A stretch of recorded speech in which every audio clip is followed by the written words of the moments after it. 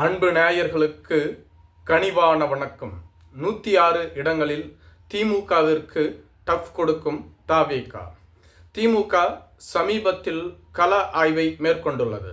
திமுகவின் சார்பில் முதலமைச்சர் மு.க.ஸ்டாலினின் மருமகனான சபரீசன் பெண் நிறுவனத்தை நடத்தி வருகிறார்.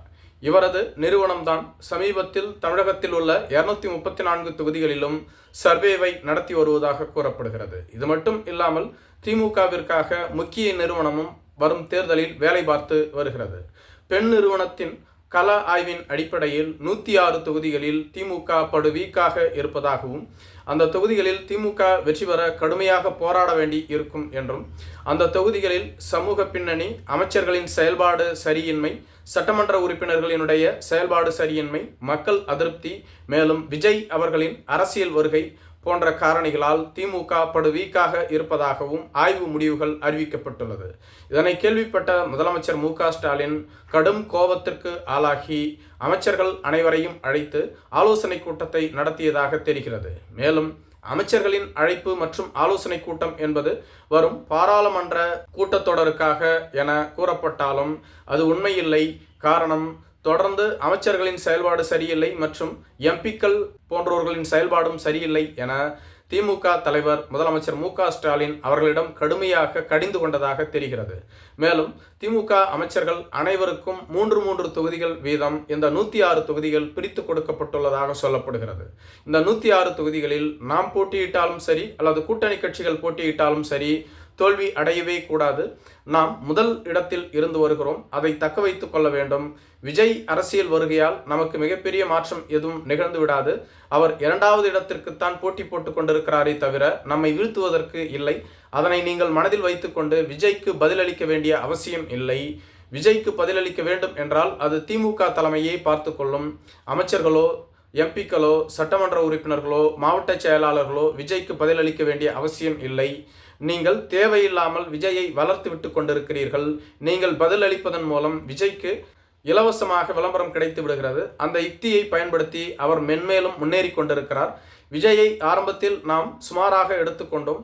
அது காலப்போக்கில் எவ்வளவு தவறு என்பதை நாம் தற்பொழுது உணர்ந்துள்ளோம். வரும் தேர்தலில் விஜய் அவர்கள் ஆட்சி அதிகாரத்திற்கு வந்துவிட்டால் நாமும் சரி, அதிமுகவும் சரி மீண்டும் ஆட்சி கட்டிலில் அமர்வதற்கு மிகப்பெரிய போராட்டத்தை நடத்த வேண்டி வரும். முதல் தேர்தலிலேயே விஜயை காலி செய்து வீட்டிற்கு அனுப்ப வேண்டும். மீண்டும் அவர் அரசியல் பக்கமே தலையெடுத்து வைக்கக்கூடாது. அரசியலை பற்றி யோசிக்கவே கூடாது.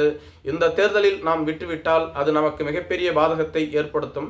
மேலும் எனக்கு வயதாகிவிட்டது, எனக்கு பின்பு திமுகவை வழிநடத்தக்கூடிய அதிகாரத்தில் இருப்பது உதயநிதி ஸ்டாலின் அவர்கள்தான். விஜய் உதயநிதி ஸ்டாலின் என்று வந்துவிட்டால் கண்டிப்பாக உதயநிதி ஸ்டாலினால் விஜயை வீழ்த்த முடியாது என்பது நமக்கு அனைவருக்குமே தெரியும் என தனது ஆதங்கத்தை அமைச்சர்களிடம் கொட்டி தீர்த்ததாக கூறப்படுகிறது. மேலும் அந்த 106 தொகுதிகளிலும் உள்ள பிரச்சனைகள் என்ன, அங்கு எந்தெந்த திட்டங்கள் முடிக்கப்படாமல் உள்ளது, மக்கள் அந்த தொகுதிகளில் எந்த பிரச்சனையை முதற்கட்ட பிரச்சனையாக கூறி வருகிறார்கள் என்பதை மிக விரைவில் எடுத்து அவற்றை முதலில் முடிக்க வேண்டும். அடுத்த கட்டமாக அந்த தொகுதிக்கு அமைச்சர்களே நேரடியாக சென்று அந்த மக்களினுடைய குறைகளை கேட்டு அவர்களோடு நீங்கள் தொடர்ந்து வரும் காலங்களில் பயணிக்க வேண்டும். அப்பொழுதுதான் மக்கள் மத்தியில் நமக்கு நல்ல பெயர் கிடைக்கும்.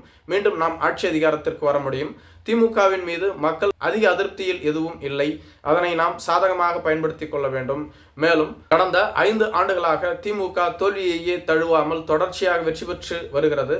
அதை நாம் இந்த தேர்தலில் தக்க வைத்துக் கொள்ள வேண்டும். இந்த தேர்தலில் நாம் எப்படியேனும் வெற்றி பெற்று 2வது முறையாக திமுக ஆட்சி அமைக்கிறது என்ற ஒரு அத்தியாயத்தை வரலாற்றில் எழுத வேண்டும்.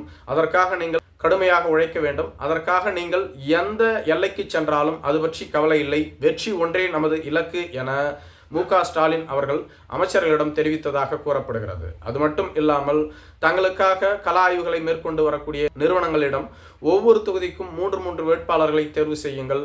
அவர்களில் யாருக்கு செல்வாக்கு இருக்கிறதோ அவர்களை அறிவிப்பது பற்றி பின்னர் பார்த்து கொள்ளலாம்.